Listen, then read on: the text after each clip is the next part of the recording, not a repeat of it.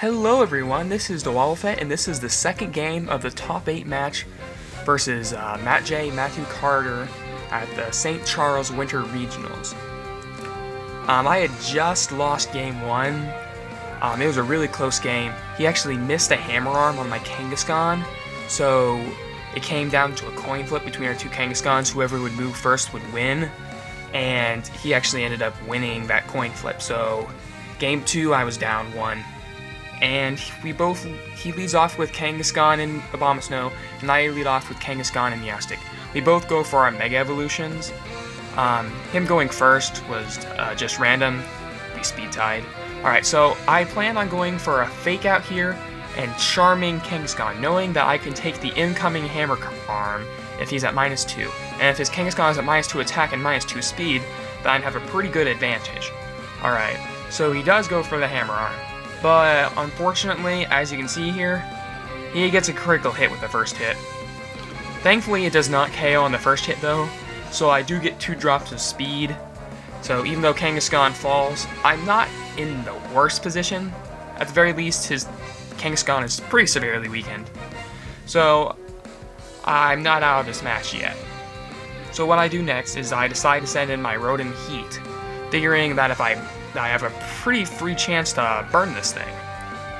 He switches in his Chandelure, presumably wanting to avoid taking an overheat. I actually ended up going for Swagger on it, which actually works great as he switches in Chandelure, so it's not like he switched in his Talonflame in the back, so I don't have to worry about something like that.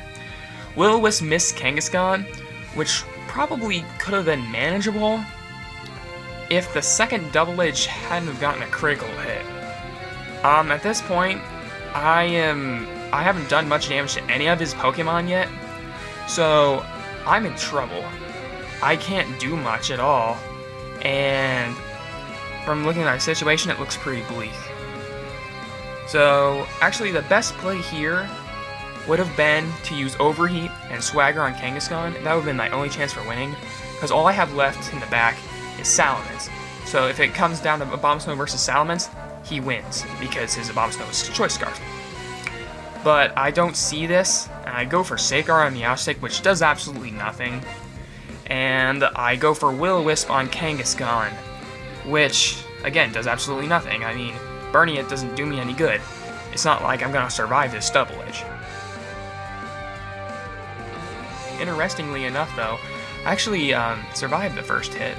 It only did 27 damage, so you can see how much that burn would have helped earlier if it had hit. Even through the critical hit, the burn still would have reduced that damage by quite a bit. Although he could have always double targeted with Shadow Ball with Chandelure. So all I have left now is Salamence. And since I cannot beat Abomasnow in any way, shape, or form, I don't have any choice here but to just hope for just use Rock Slide, and maybe he'll switch it in. Although he'd be pretty dumb to switch it in. I didn't expect mattj to go for that. He uses Sucker Punch for some chip damage.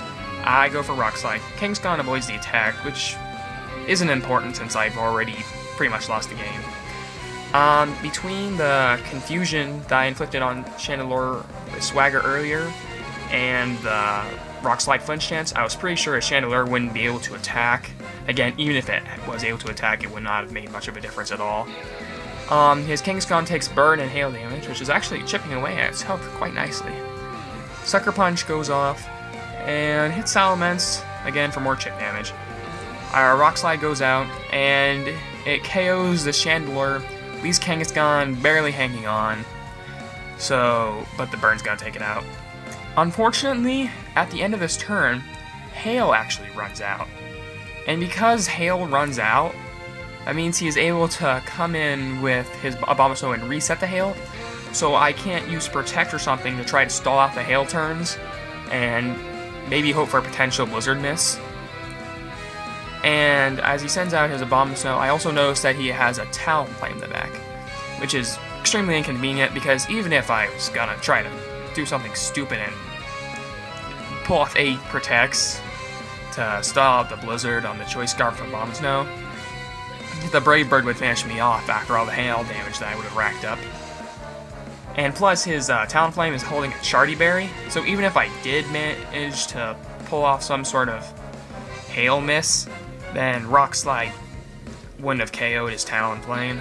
So, in any case, good game, mattj. Even with the critical hits, he still played a really good game, game 1, so I don't think that the critical hits would have made that much of a difference on the outcome of the match in total.